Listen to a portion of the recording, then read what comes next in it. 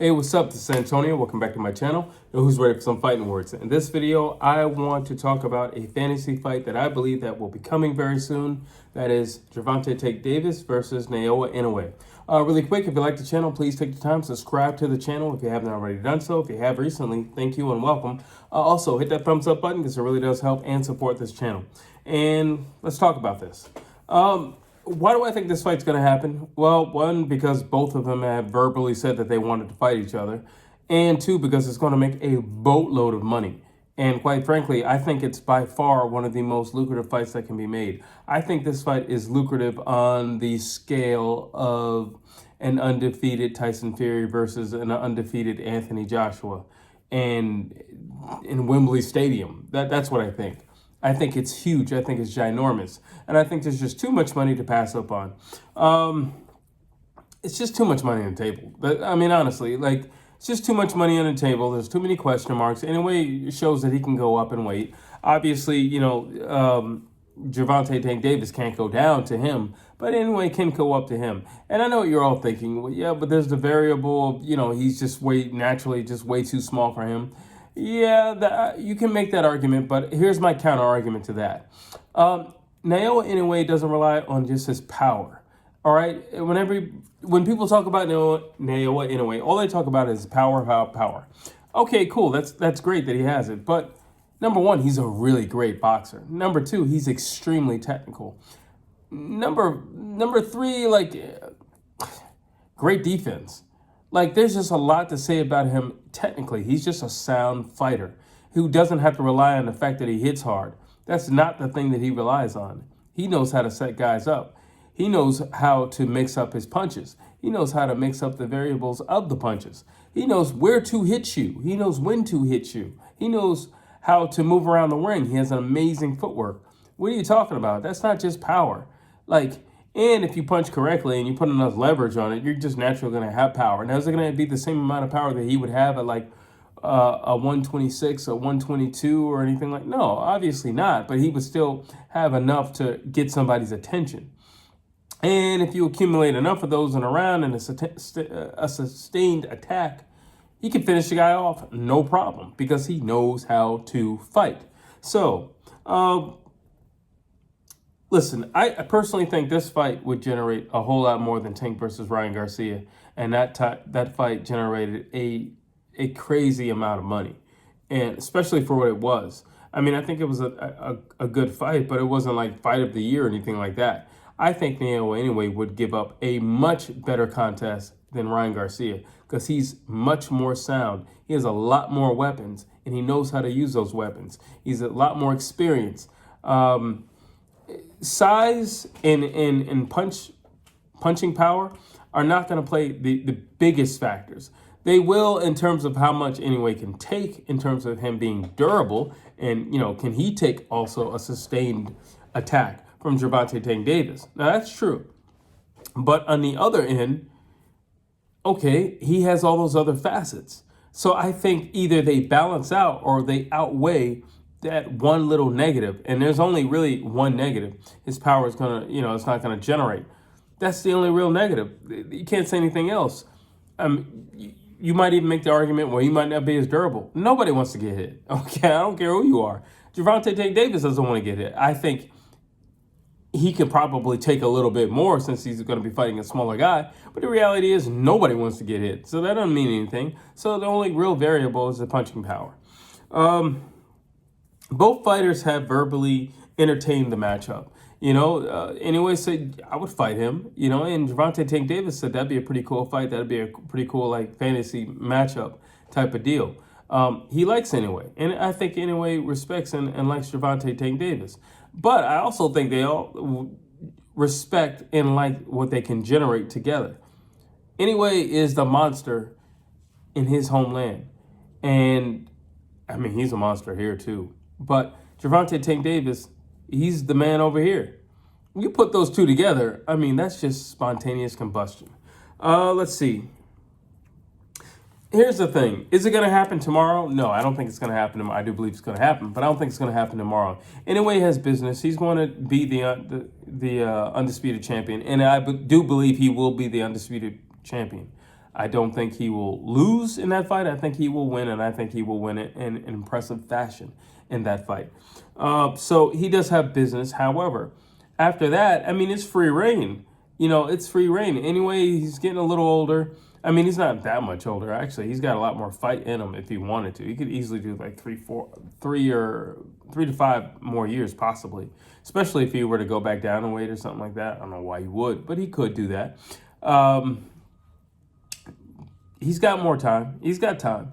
I think within a year, though. I honestly believe within a year. I don't see why this fight cannot happen. And quite frankly, with them both giving verbals to it, and after Inoue, wins undisputed, what else is there for them to do?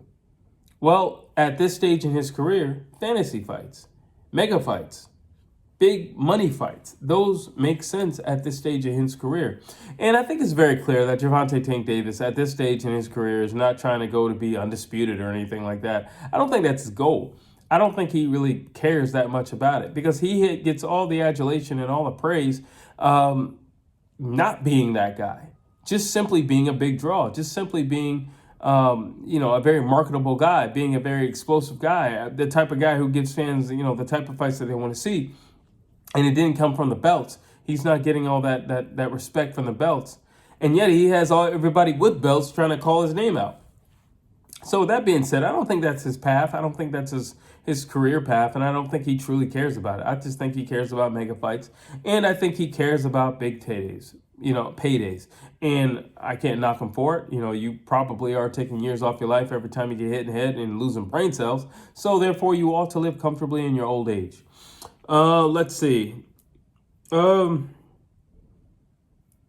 Listen, I said it before and I'll say it again. I said this fight could be bigger than Tyson Fury and an undefeated Anthony Joshua. I think it easily can be bigger than a Terrence Crawford and an Earl Spence, if done correctly. And I think it could be done correctly. Listen, you have two guys from two different countries.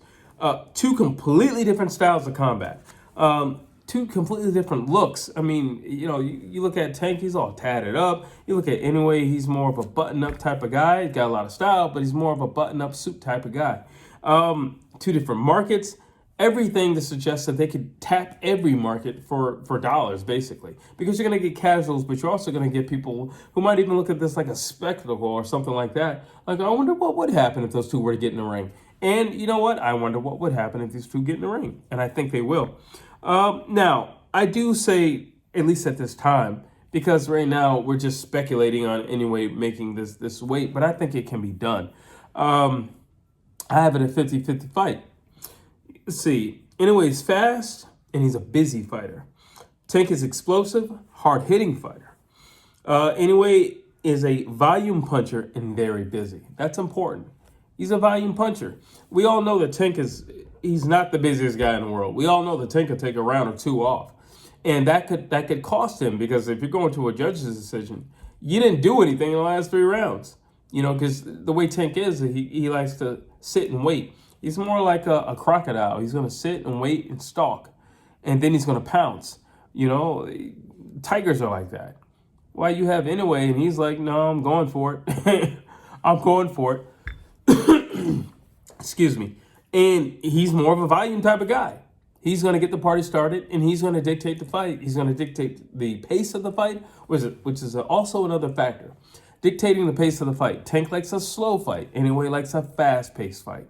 So, again, there's a lot of variables that would have to be, because one of the big factors in this fight is, will Tank just sit back and counterpunch like he typically does, or would he, being the bigger guy, want to dictate and want to lead the dance? Because if he leads the dance, then he has a higher chance of getting Inoue out of there. If he does not, and he just sits back and he counterpunches, I see Inoue winning. Inoue's a lot faster, Inoue's a lot busier, and if Inoue can just get his hands off, which he more than likely will, I could see him piecing Tank up, because he is faster. I don't care. Nobody's going to dispute me in that. He's faster. And he puts his punches together extremely well. So that is a factor. Let's see. I think, like I said, I think that's one of the big things, though. It all comes down to, is Tank going to lead the dance? If he's not going to lead the dance, then I would side with Inoue. I mean, it wouldn't be by much, but I would still lean toward him. But if Tank were to lead the dance and say, you know what, I'm the bigger guy, I'm going to walk this smaller guy down, and, you know, I'm going to endure what he gives me, but I'm going to dish it out, and I'm going to be as... Now, if Tank can lead the dance, and if Tank can be busy, I'm not saying he's going to match the busyness of Inoue, because I doubt he can do that. But I am saying if he's just busy in the rounds, even if it's just pumping a jab, if he's just busy, then yeah, I would lean it more towards Tank. There's a lot of variables at this time. I mean, it's hard to say. Right now, basically, let's just wait for Inoue to get through him winning the undisputed, because I'm curious to know who he's going to call out. Because I do believe Gervonta Tank Davis is not far on that list. And that goes both ways, because they're both draws. And they both have an equal amount of respect. And I really feel like that fight's coming. I feel like that fight is coming within the next year. And I think it's early. I really do. Like I said, there's a lot at stake. And both guys can honestly retire if they properly after. If they were to fight, they could probably retire after. Like, I mean, they can retire now. Like, they both got a ton of money. But meaning, like, it is the send-off of send-offs is what I'm saying. But tell me what you think. Tell me, do you agree that this fight is happening, number one? Tell me if you agree that it's going to happen in the next year. I do believe it will. Also, tell me what you think about the mini breakdown that I just gave you. Do you see Gervonta Tank Davis leading this dance? Do you think that Inoue could stand up against Gervonta Tank Davis over 12 rounds? How does that look? Do you think the punch output of Naoya Inoue would be more than a factor for Gervonta Tank Davis? Drop your thoughts down below. As always, please like, please share, please subscribe to this channel.